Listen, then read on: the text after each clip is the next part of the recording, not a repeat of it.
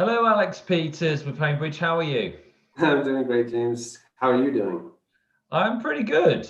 I know you've just come from the gym or something. That explains your attire. Yeah, apologies. I had a personal training appointment. I messed up my ankle like a month ago, so I go and see this rehabilitation guy. So I just got But back from apart that. but apart from the dodgy ankle, you're good. Yes, I'm doing great. I hear you're doing really good because good news on the loan front. Yes, indeed. So every year, the FHFA they meet to discuss um, the coming year what they should do for the loans and the loan limits and whatnot. And so every year that I've been in the industry, we've seen loan limits increase every single year. Um, which what the loan limits mean. So there's a few different things I'll touch on.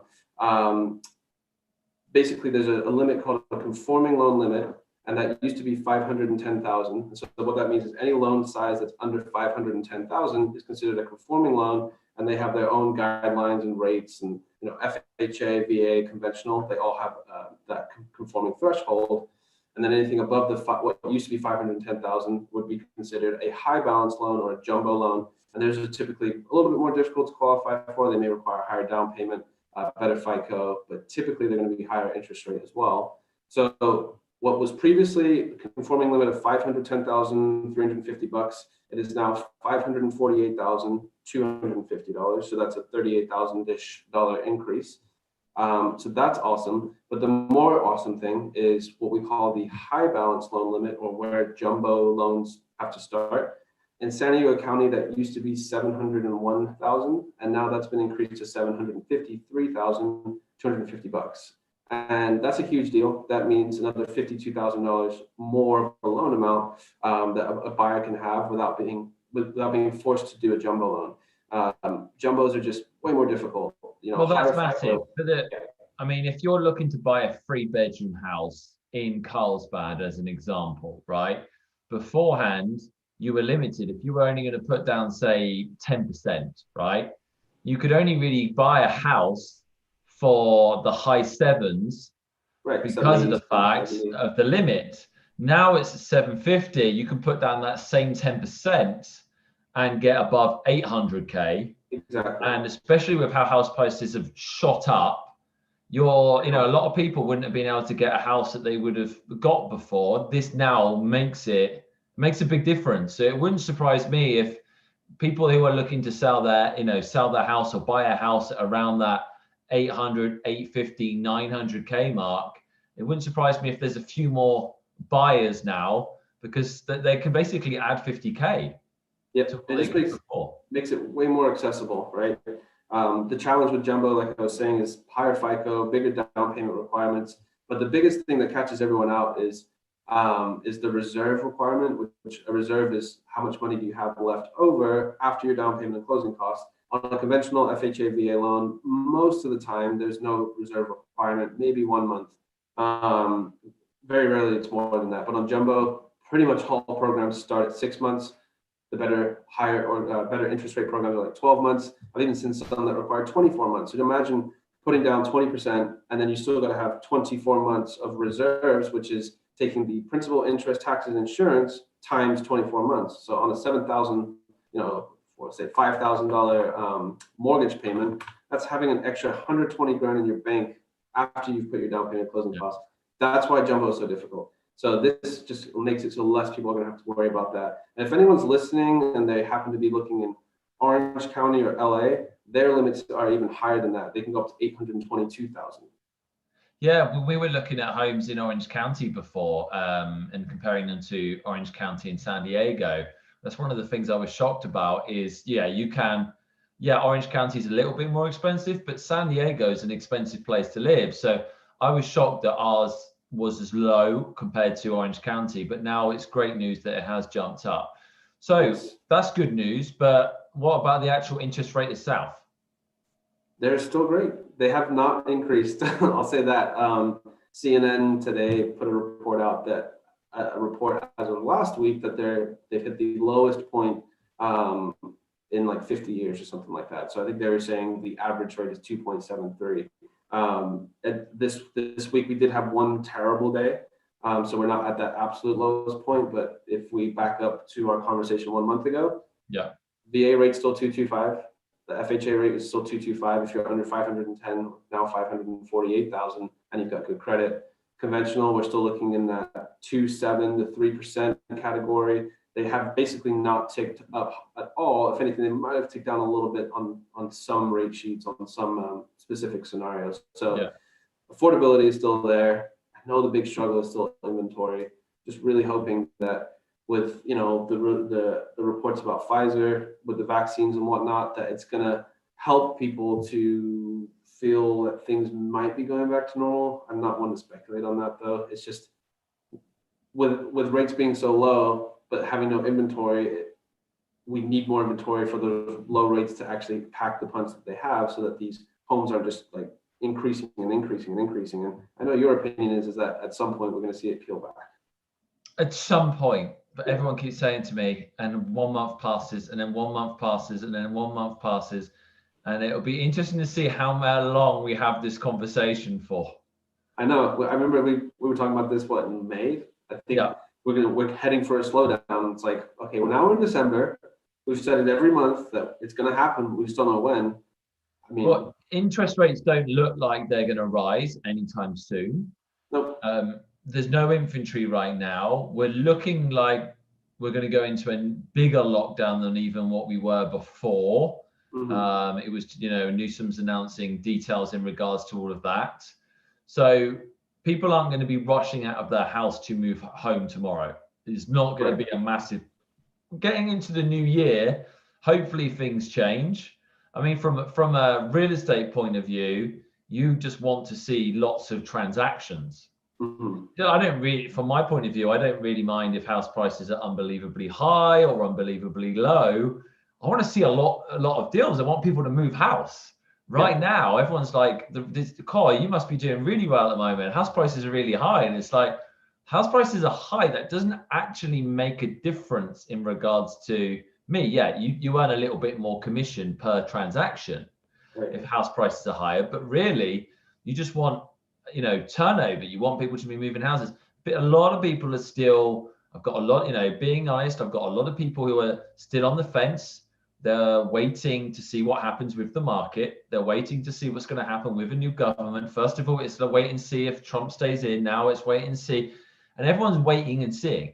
Now, if the whole world keeps waiting and seeing, then we're not going to see a massive change. Yeah. And one thing that people have also got to remember, and someone mentioned to this the other day, was the difficulty of house prices just dropping overnight is, if we get a few more homes on the market and prices did drop, I've got hundreds of buyers waiting for the market to drop. So everyone else probably does as well. Now, if you're all waiting for it, then the supply and demand issue is going to be, okay, there's more homes on the market. There's going to be more bankruptcies. There's going to be more foreclosures. There's going to be all of that. But there's all these people waiting. You're going to get this house that's, at the moment, 1 million, drops down to 950. Everyone's going to be jumping on it, and it's just going to be $1 million still. Right. Yep. No, you nailed it. I mean, that's why it's so interesting right now. But I think you're right. The whole volume thing is what we really want to see. This is always the story, though. This, for me, anyways, this time of the year, things just slow down. Everybody's holiday mode and chill and relax and enjoy. And I the same. I want to enjoy the family and the holiday time. But I'm so interested to see post December 25th. Because normally the spring is when it goes crazy. Right. January, little bit. February starts picking up. March, April is when things really hot up because of the schools. Yep. People normally have to move to get into schools. And then obviously people move because of jobs. And right now everyone's working from home. Vaccine's going to make a big difference. We don't know. They can talk about a vaccine and whether people are going to, want to take it and all of that. It's a whole different story. But generally, I think once there is a vaccine, people are going to feel more comfortable and things are going to pick up more. So the stock market's still crazy. So people that have got money and got a job who have a lot of savings are feeling fantastic right now. And then you've got still a ridiculous amount of other people who are in a really bad position, who are holding on to dear life to stay, keep their business afloat. We have absolutely no idea what's going to happen. I'd made some big bold predictions before. I was completely wrong. The house prices rose when I thought they were going to fall off a cliff.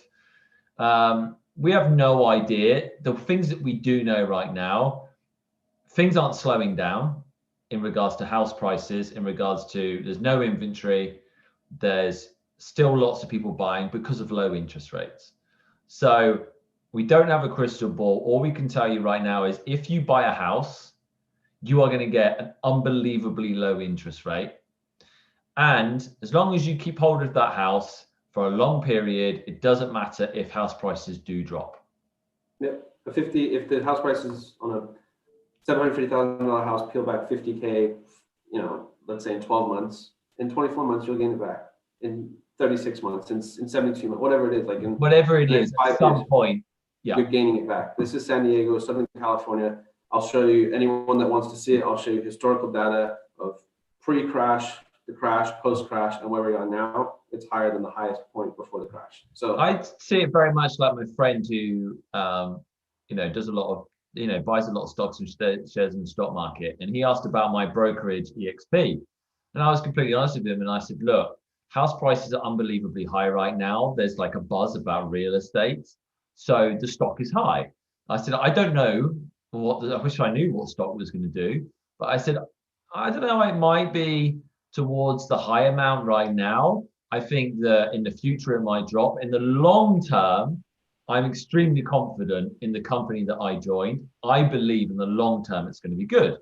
Now, obviously, I can't give advice to anyone, but I was like, the company is growing extortionately quickly. So from my point of view, I'm very happy with the shares that I have got in my company, right?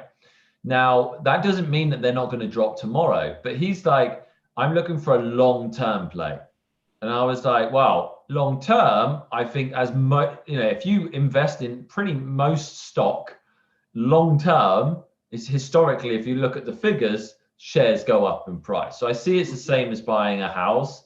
If you want to buy a house and you're like, well, I need to move in a year. Well, to be honest, it's not actually that financially good to buy and sell a house in a year anyway. Like all the closing costs and stuff. The closing costs and stuff are ridiculous. If you're buying a house for a long-term investment, still, it doesn't matter. House prices are high right now. I'm always honest about that, but interest rates are unbelievably low.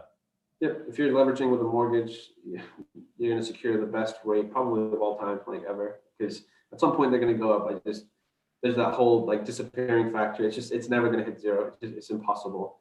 But what's really interesting is there's different bonds that are traded, different coupons essentially. And for the first time in history ever, they started trading on what's called the 1.5 coupon. So when it says 1.5, typically rates are about 1%, a little bit more higher than that. Normally we're trading on the 2% coupon. The fact that the Feds have opened up the 1.5 bond coupon available for purchase tells me they know something. They think rates could leverage themselves to be even lower. Do you know what? Zillow stopped buying homes. They're now buying homes again and exploding. I know lots of other like big brokerages that offered like, we'll buy your house for cash. They stopped all of that. They've brought all that back. So I've got investors who were pulling out and saying, we're going to keep quiet. They're now out buying homes. So people that have been in real estate and do billions of deals and all sorts are buying houses right now. So if Zillow are out buying homes and doing all of that, then they really feel like the market is not going to be dipping anytime soon. Yep. Well, I would say anyone listening out there, give us a call. Rates are super low. Exactly. If we can find you a house, you're going to get an amazing deal, in our opinion anyways. Yeah, it's just finding someone a house is the problem. That's the problem. There's no inventory. I could sell anyone's house in one day. That's not the problem. It's finding you something. And that's what we're finding the most problem with is people want to find something first before they go to sell their house. Here's the truth. If you want to find a house to move into, you need to have your house ready to be sold. in order to be able to do that. You can't go into a house, write an offer, and when they say, when you think, you know, what's the situation with your house, and you're like, oh, we're thinking of, you know, putting it on the market soon, they're not going to be interested. Right. So if you are thinking of moving in the new year, start the process now. Get in touch with you. Start getting the loan, you know, loan sorted. Start seeing what you can get, and let's start looking at getting your house on the market. We don't have to put it on the market, but let's do all the pre stuff first. Yep, I fully agree. Never too early to get ready. That's what I say to my clients all the time. Right. Thanks for your time, Alex. Cheers, James. We'll talk to you soon. Have a great day. Have a good one. I'll speak to you in January. Yes, in January. I'll personally speak to you before then, but on here, I'll speak to you in January. Yes, we'll see you on the other side of the Have a good one.